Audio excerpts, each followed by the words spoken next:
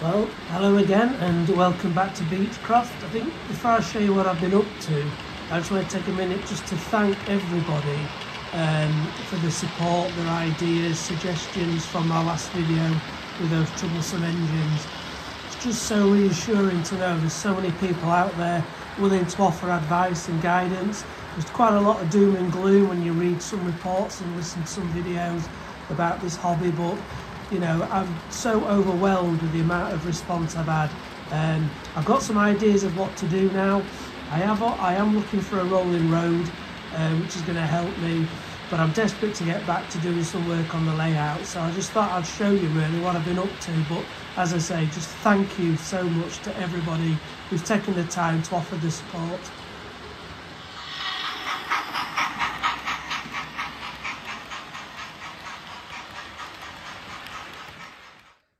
I've also started to put down a few patches of static grass and some turf and a few weeds across this area.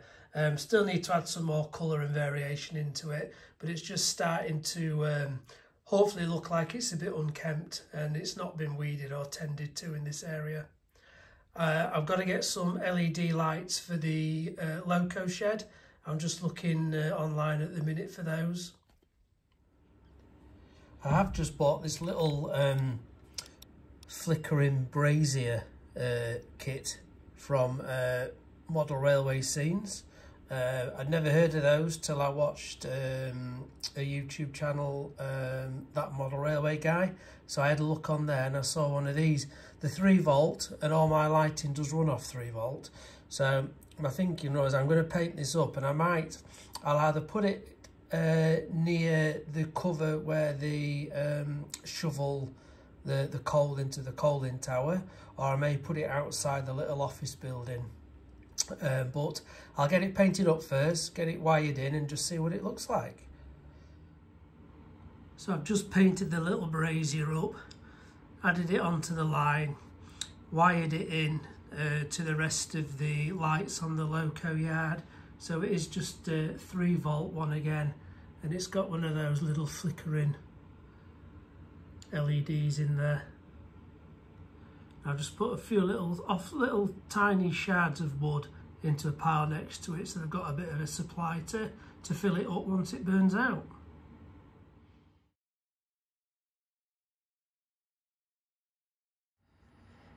I did decide in the end to put these different type of yard lights in. I've got one there near the fueling station, and I've put one over there near where they do the shoveling for the coaling tower.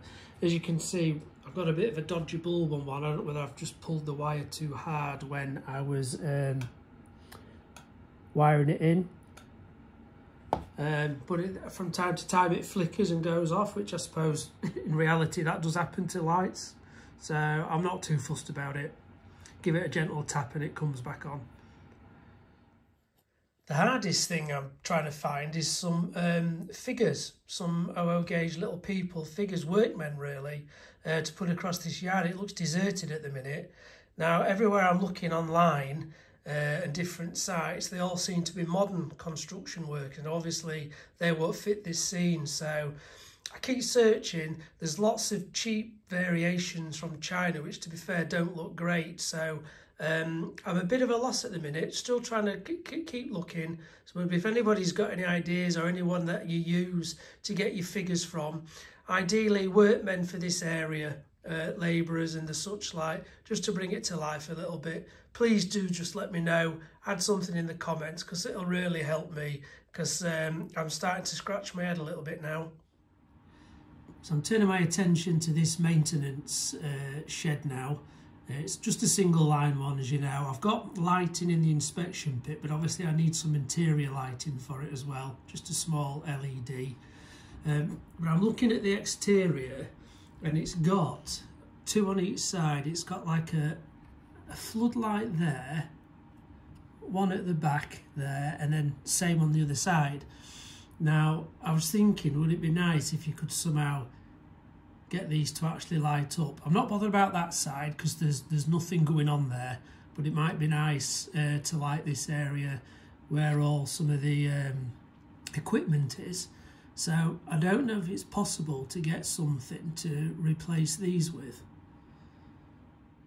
So I brought it off the layout for a closer look, and you can see that there's, just looking at one closer, the kind of, I think they were moulded in when the resin, the building was made, or at least I think so, but I don't know whether if there's a way you could maybe carefully cut those off and replace them with a light. So I found these little lights. I don't know if they come out very well, but they're very similar size, similar shape. They're 3 volt, like all my other lighting. So I didn't know whether, if I just show you, whether it would be possible to cut those off, replace it with these, carefully use the pin, you know, the drill, tiny drill a hole, take the wires through and run them down these inner edges and then through the baseboard. There's a good length of wire on them, good, what, 12 inches. So size-wise, they're very similar. I'll just need to paint, you can see the blue and the red wire coming down, so I just need to put a bit of black paint on there and then turn them 90 degrees to go through a small hole. It might work. It's got these other 3 like floodlights, spotlights here. I don't really know what I could do with them unless you drilled through and put like one of those little grain of wheat bulbs through them and wires down. I don't know if that's probably a bit too much. So I think I might start with this back one because it's tucked up really close to the retaining wall. So if it goes amiss, then I can probably disguise that somehow. So I might give that a go, see what it looks like. If it works, then I might do the other one as well.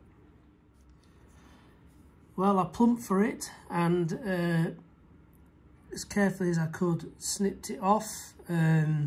It was all moulded as powder one, so it has left something behind. Now I have got various different Vallejo greys which I can maybe mix up and try and get a match, but I'm hoping when the light goes in front of it, it will disguise quite a lot of it actually. So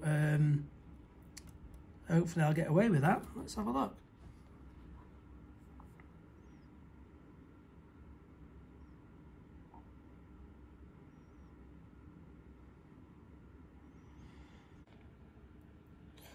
Right, so I don't know if you can see those. I've just used a cocktail stick just to dab some black paint over those wires to disguise them, and then I've just bent them at 90 degrees. So that bottom bit's kind of flush with the wall, the wires go that way and the spotlight angles down. So I'll do the next. What I have noticed as well is that the front of the shed's also got a spotlight. So I don't get carried away, but I'm wondering whether I might do similar for that, because I've got a pack of 5 of these lights. They're only about, I think, $4.50, something like that. So I've got enough to use that one as well. So if these 2 side ones work out okay, I may look to do that. I can disguise the wires just running around, because this is the front of the shed anyway, so you're looking in, you won't see on this side. I can disguise the wires and run them down there. I've just drilled a tiny hole using this little hand drill, pin vise is it you call them. So hopefully that's just big enough to get the wires through. So let's just have a look.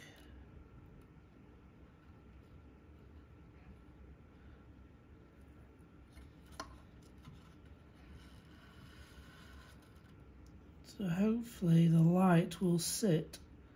I mean, I'll get it positioned properly, something like so.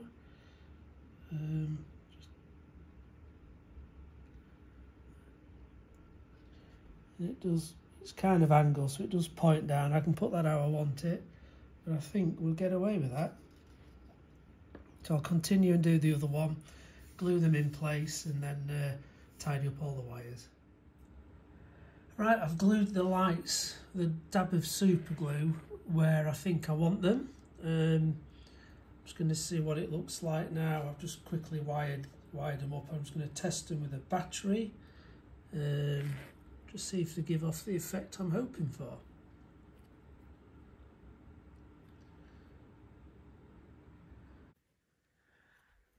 Right, that's the shed back in place with the two lights. They're just quickly wired in via a battery at the minute. Just wanted to see what it looks like. I think they look quite effective. I'm just going to turn the main light off just to see what it looks like in the dark.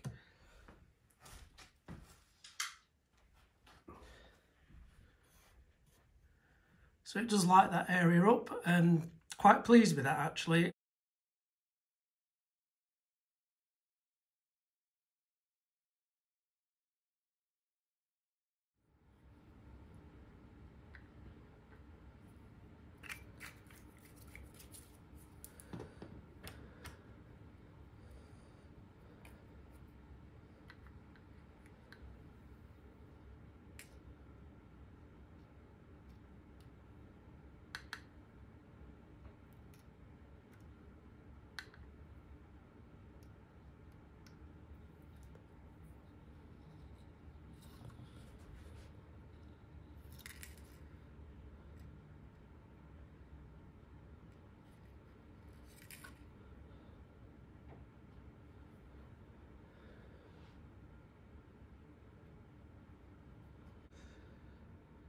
Right, I'm just going to let all that glue dry properly, then I'll get the grey paint out just to disguise the wires, get it on the board and then get it wired in and see how it looks.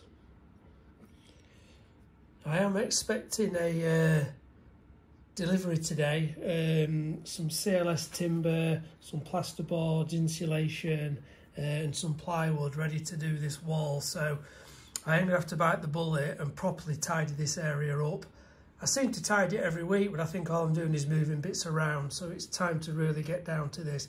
Clear it all ready so I can start to build this stud wall and get it in place. I don't know if you can tell from this shot, but it's quite handy because the I-beams as part of the moulding in here, so I've been able to sit these two tiny wires, move my hand out of the way, sorry, sit these two tiny wires in that channel, just a dab of super glue, and as soon as that's dried I can just run a thin bead of grey paint down there just to hide them, but it disguises them pretty well actually, so quite pleased with that. Okay, so that's it fully wired in now with the 3 floodlights. I've wired them into the main 3-volt system that I've got. Quite happy now. I think that's pretty much the lighting. I've got a couple more floodlights to get in this area still, just going to work out where. So we're getting there, slowly getting there.